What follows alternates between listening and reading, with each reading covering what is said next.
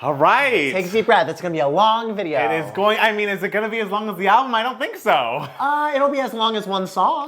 Do all of these songs need to be that length? Because at first you look at the track list, you're like, 13 tracks, it's great. And then I saw an hour, 15 minutes, and I was like, wait. Pilgrim Girl has a lot to say. And I hope the little, columnists out there are excited we're reviewing her finally. I feel like she's a big following. The Discord folks are very excited. They're so excited. We gotta give them what they want. We gotta put on a show. I guess so. And, we're gonna hop on that Mayflower and cross the sea.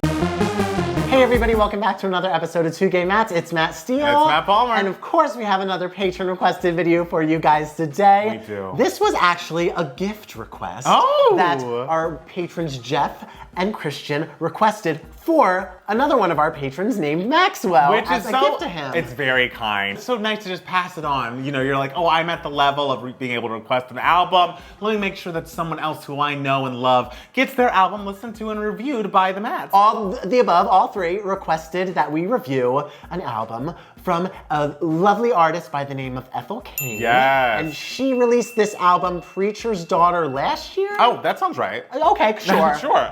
I come in not knowing anything. Sure. We'll say last year, why not? The whole discussion around this album, with our patrons on the Discord, which if you're not on, you should be on, ladies and gentlemen. You should. There's a whole narrative that everyone has been talking about with this album in terms of how much they love Ethel Cain, and I missed that part of the discussion. I had no idea that all of our patrons loved her so much. I don't understand why people call her a pilgrim. I just know it's a TikTok trend to refer to her as a pilgrim, and I think it's fun. Okay, I see it as more of a Ozarkian vibe with a rural dress in a cabin or something that I'm not necessarily getting pilgrim, but whatever, float your boat. She's got to ride the wave, ride that pilgrim wave. Sure, if you call me a pilgrim, I'll be a pilgrim. Exactly. I believe in my Wikipedia research, she started writing music in 2017. Okay. This album is a concept album, meaning that it is a full story that she is telling. She came up with an idea, which I'm assuming is a little bit autobiographical. I was wondering that. Not all parts. No. She is not currently dead, half-eaten in a freezer,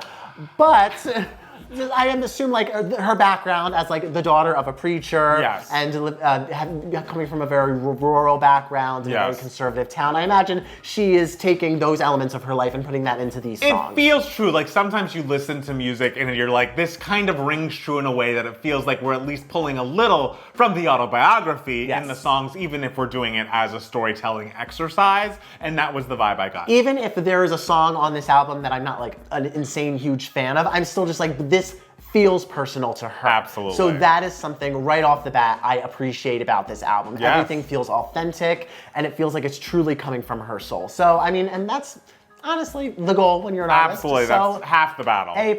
I don't even know where to begin because the story is, in doing my research, the story is very detailed and intricate. Well, okay, how about we go through the songs and then if there's something happening in the story that I really need to know about that I don't know from the song, then just jump in and tell me. I listened to this initially without listening to the lyrics or reading the lyrics on my Spotify, which was a mistake because she has, a nice voice, but it's smaller. And she also does the indie girl thing that I fucking hate of singing as if she's singing in an industrial fridge. Why is it so echoey in so many parts of this album? That is a pet peeve of mine. I hated when Taylor did it. It just is, it bothers. Thinking you saying industrial fridge is really interesting because she's actually currently in a fridge, apparently.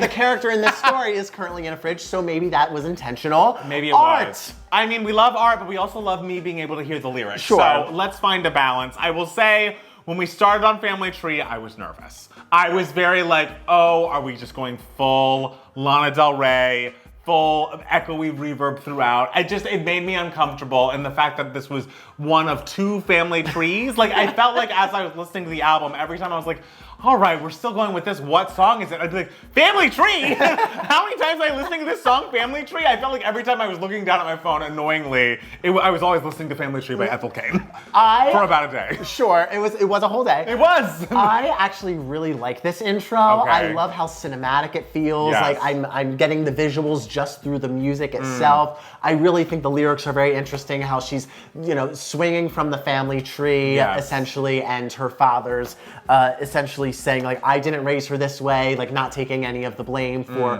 what has happened to her or could happen to people like her. Like I felt the gravitas and the emotion from this. So when I did hear this intro, I was excited. And I was like, ooh, this feels meaningful and deep, and I'm invested. I got invested through this intro. It worked better for me when I was reading the lyrics. I mean, I got a little bit of the like, oh, these tattoos on my arm always remind me of my past, but like when you were getting down to the nitty gritty of the lyric, I think it's more interesting than I think it is sonically. Okay. You know.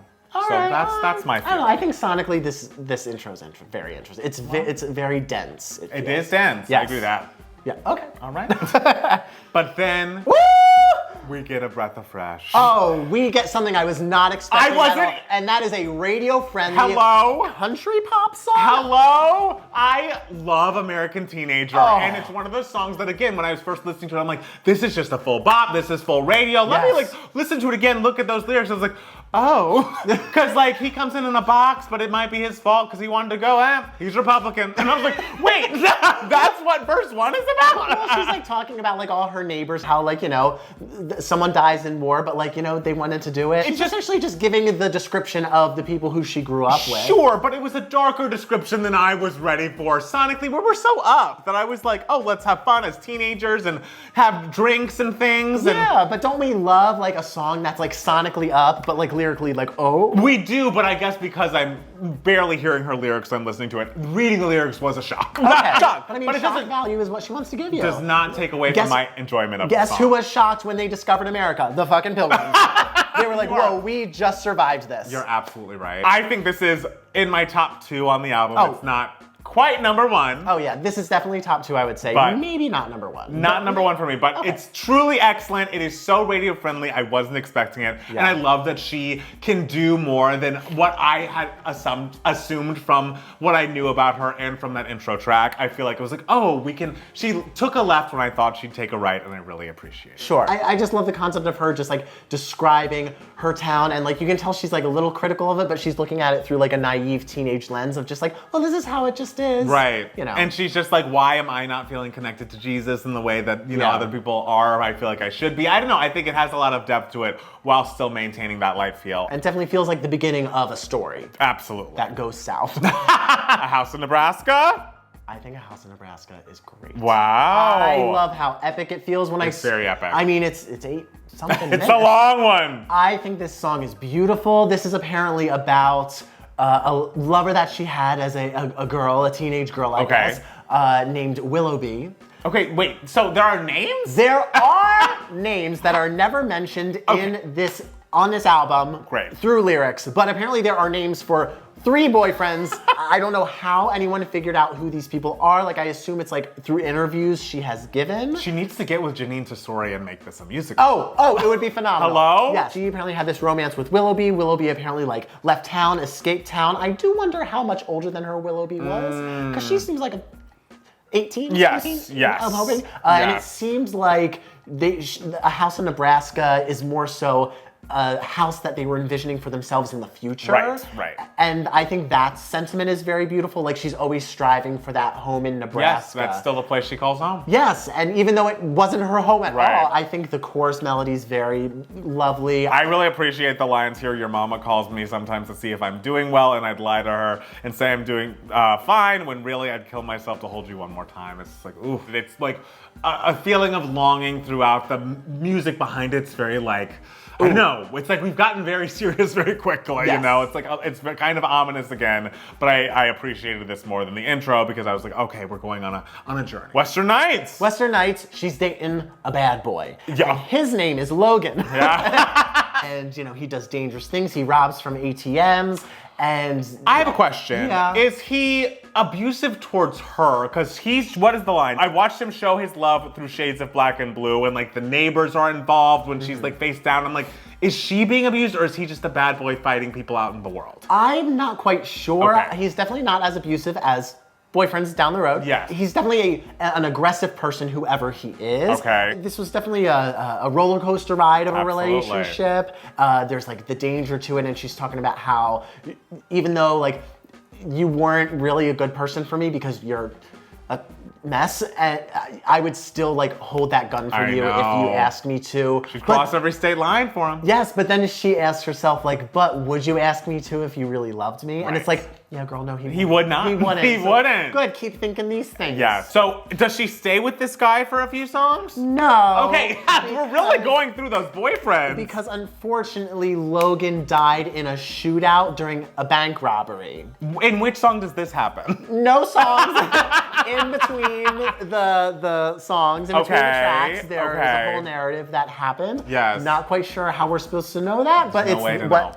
Was in her head. And great. We love it when something comes from something. We love creativity. We love creativity. It's true. Yes. And then we get back to the family tree again. Yes. This family tree I did not enjoy as much as the opening family tree. I did not enjoy this family tree. It's very long and feels long. Because there are long songs on this album that don't feel long to me. It feels like they really earn the length through their storytelling. Yes. And I would not say that this family tree is one of them. Yeah, and my thing is, I know what we're doing with Family Tree. Like, we're talking about, like, the legacy of, like, growing up with an extremely religious household, and a household that has very staunch beliefs in any sort of way, and how that affects you down the line, how it affects generations and everything. But I think we succeeded in doing what the song tries to accomplish in the intro. Right. Like, I think the intro was enough. Right. Why do we need the revisit? Yeah, That's and revisit longer with less interesting production.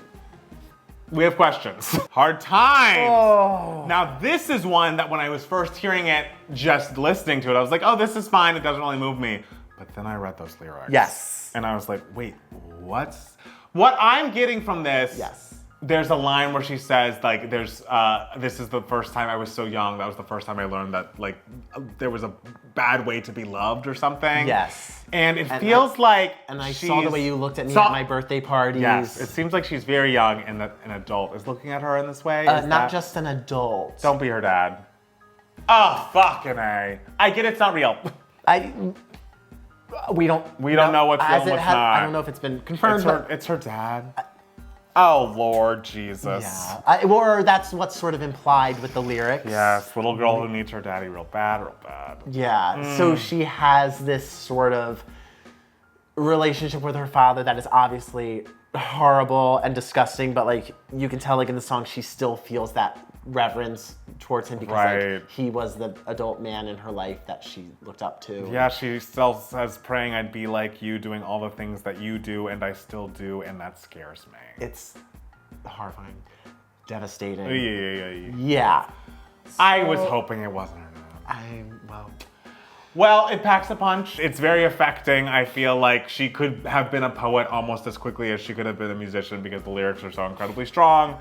But it's not a place you want to stay for too long. And this song is a brisk 5 minutes and 30 seconds. I know. So we don't stay here for too long. Feels like a sprint comparatively. Really does. Especially after Family Tree. I know, and especially before Thoroughfare, which earns every bit of its 9 minutes and 17 seconds or whatever the fuck it is.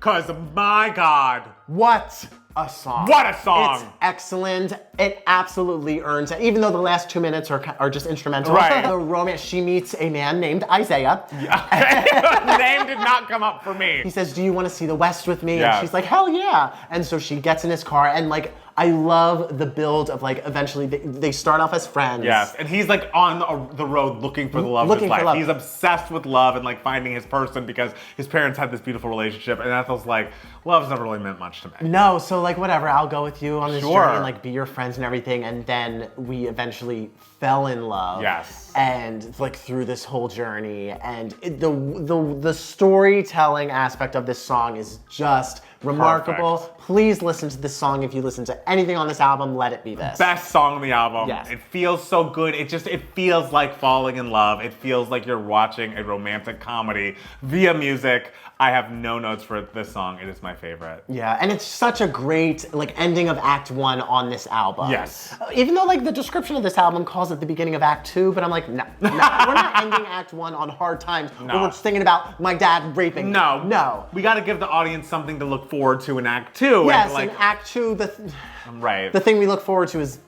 tough. But for now, Thoroughfare is it. Let's have some joy. Let's have some joy. This Ethel deserves a little joy, and so do we as listeners. Next up is Gibson Girl. Yes, so Isaiah is is essentially pimping her out as a prostitute. What? Yeah. That happened so quickly. They just fell in love in a car. I know. Oh my God. I mean, well, did it happen quickly? Thoroughfare is 10 minutes. It's long, it's true. Those last 2 minutes, who knows what was happening. So this song is a lot sexier. It is. It's very much her 6-inch. I was just thinking that. Why is that? What's wrong with us? We spend too much time together. But yes, it is her 6-inch. It feels very sexy. It feels like almost a different genre than the album so far. Yeah, and this was the first single off of the album. Oh, really? Which is surprising because I would think American Teenager should be the first single. Absolutely. And this also, I don't feel like, represents the sound of the album as well as American Teenager would, even though that one's a little bit more up-tempo. But yes, says he's in love with my body. That's why he's fucking it up. And then he says to me, baby, if it feels good, then it can be bad.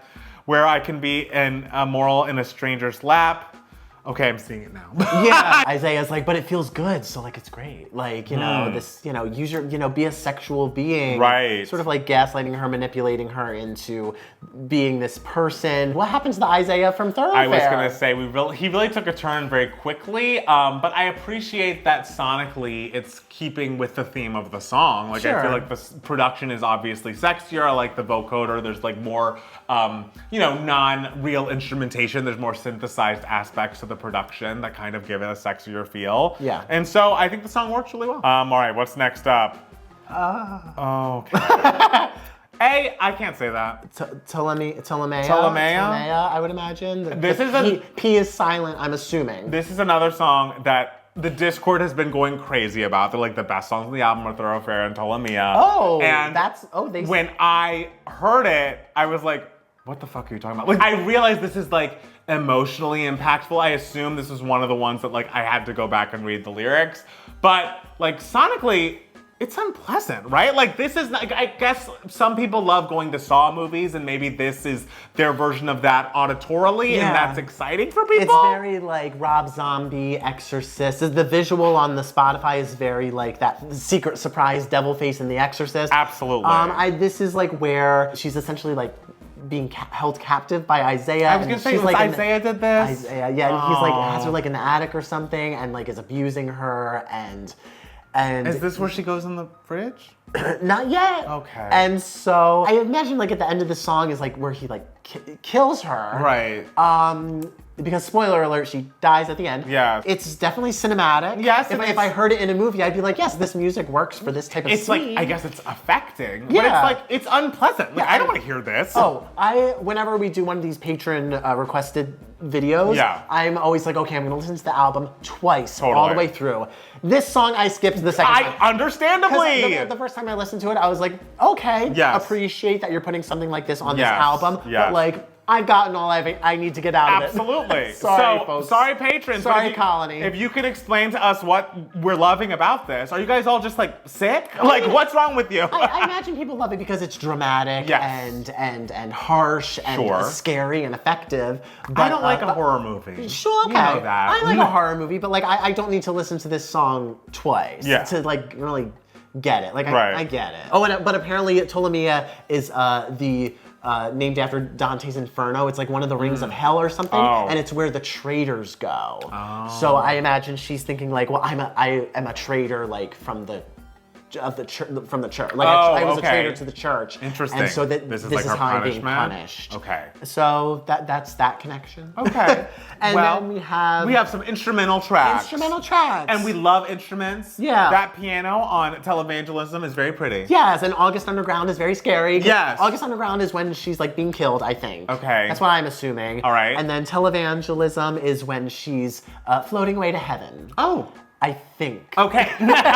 You know what? It's my interpretation. It can be whatever the hell I want it to be. Hey, your art pop can be anything. Absolutely. Sun-bleached flies. Sun-bleached flies is when she is, I guess, in heaven. I love it. It is beautiful. It is beautiful. I love it lyrically. I love it melodically. It almost feels like a storytelling song. It reminds me of Thoroughfare in that way. It also gives me a little bit of like White Houses, almost a little bit of All Too Well. Like, it really is telling a beautiful story that feels wistful, heartbreaking, and heartwarming at the same time. I very much enjoy this song. Yeah, it's sort of her like reckoning with like the religion that she was brought up in. And even though like this religion has like done such harm to her, like psychologically and emotionally and everything, she still has an appreciation of it. And like the fact that it like is what brought her up and she misses the comfort of that.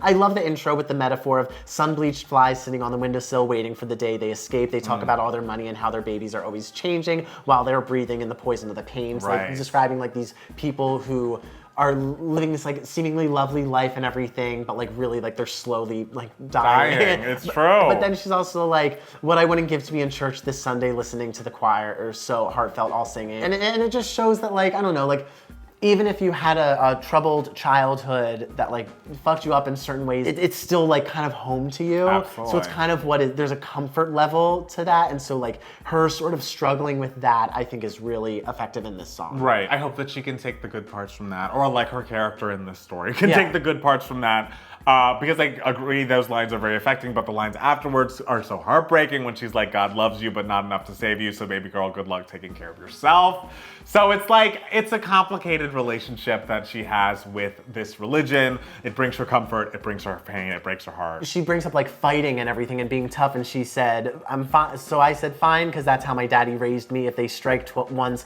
then you hit them twice as hard.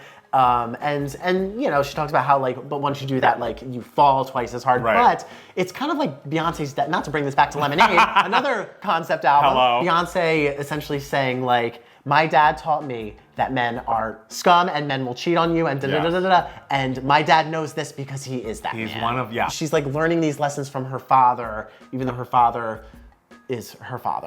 I think Sun-Bleached Flies is really, really well done. Yes, in my top three. And Strangers. Strangers, the second single. Oh! Second single. Interesting single choices. Yeah, and the third single was American Teenager. All right, thank you. I needed you to say that. Yeah, Strangers, she's in the freezer. Oh. And so it's kind of a funny song because she's talking about like, am I like good? You look so handsome walking towards me. Because like Isaiah is pulling her bits slowly out of the freezer to eat her. What the fuck? Because Isaiah's a cannibal suddenly, and she's like, how does it feel? Like, do I make you sick when I'm like turning in your stomach? She's like, funny, I never thought myself tough, but now she's like, tough. This is the first time understanding this song. This is not what I anticipated we'd be talking about today. Yeah, and then in like the second half of the song, she's like in heaven, like going to her mother, being like, Mom, I can't wait to see you again when you come to me. And I think that's nice. That is nice. You know? Yes, am I making you feel sick? Am I making you feel sick? I thought that was talking about like she's with someone who didn't really want to be with her, and like maybe her, I don't know, she was making her sick just like as a partner in this relationship, even though she finds them so handsome, and I don't know. The first time I heard this song, I did get a little bit of that, and I also got a little bit of like, this is her singing to both of her parents, being like, am I making you sick? Am I making you sick? Am I good enough and everything? Because of, you know, she strayed from the church or whatever. But then when I read the full details of this story, and apparently she's in a freezer, there is like a line referencing like, I'm in a freezer. It does. There is a line. And there is a line referencing a freezer. Deep. Ethel is in the freezer. Someone take her out to defrost. This album, while I would not choose to listen to it every day, I'm very happy that I did listen to it. I agree. It has very high highs, which I appreciate. Thoroughfare and Sun-Bleached Flies and American Teenager, I will be listening to a lot from here on out. I'm so glad they're in my repertoire of music I want to hear. And she's a very interesting artist. I beg to every indie artist or someone who wants to make an indie sounding album, turn down the reverb, like half. Like if it's a little bit of it, yes, that's fine. But if it's getting in the way of the mix, like if it's muddling your lyric and the lyric is as important as like we're telling a story, just I can't have that anymore. I just must put my foot down. I must. I mean, not to bring up vocoder again for like the fourth week in a row on Two Gay Mats, but like if you're tempted to reverb, make it a vocoder.